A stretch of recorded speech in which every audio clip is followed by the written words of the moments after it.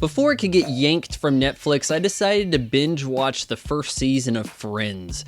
The show that started in 1994 was a cultural icon, right? It tells the story of these white kids in the city in their mid-20s figuring out life. Yeah, well, turns out I don't think you can make this show today. Vaughan Jog Vlog.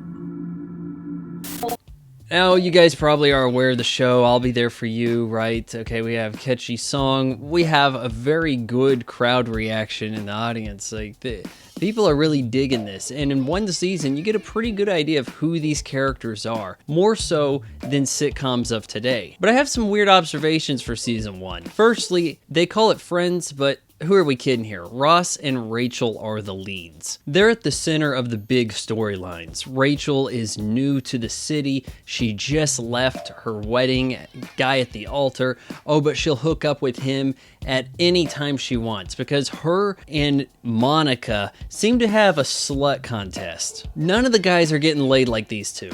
And you know what? Back when the show started, I think Courtney Cox's Monica was getting a lot of the attention. It was like it was her show. She had just had a hit movie with Ace Ventura: Pet Detective, and this was her next vehicle. But I was telling people, hey, don't sleep on that Jennifer Aniston. She's pretty cute. And then look what happened. But you know what? I'm looking back at season 1, and I'll tell you this. Monica is hotter. I mean, sweet Jesus. From Masters of the Universe up to season 1 of Friends, I just don't know if he gets hotter than Courtney Cox. But Monica's older brother, Ross, really has a big role in the show. We get an idea of where he works. He's into bones, paleontology. He even has a pet, a monkey named Marcel. And let me tell you, as a kid, that was a big appeal to me. And he wants to bone the Rachel. And that's probably the big story for season 1 is, are these two going to get together? And at every little turn, they kind of don't. Meanwhile, Chandler and Joey seem to be holding up the second row while Phoebe, poor Phoebe, you are way trailing there. I mean,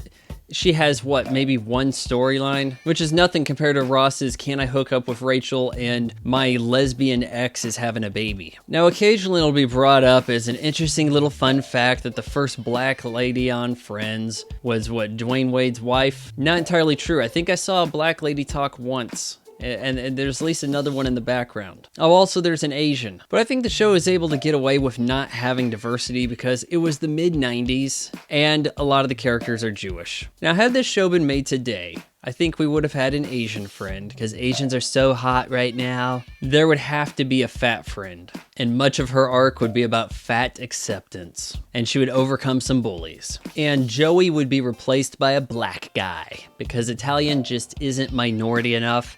And you know, let's tack on some more intersectional scoring points by making him gay. Or hell, why not we just go with non-binary? So that's what I think Friends would be like if it were made today. Was the show any good?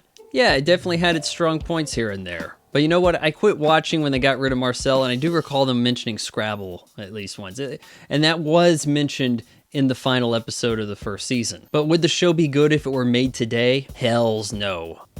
So we're at the part of the video where I have to beg you to hit the subscribe button and ring that bell because subscribe doesn't really account to anything other than YouTube might someday send me a plaque.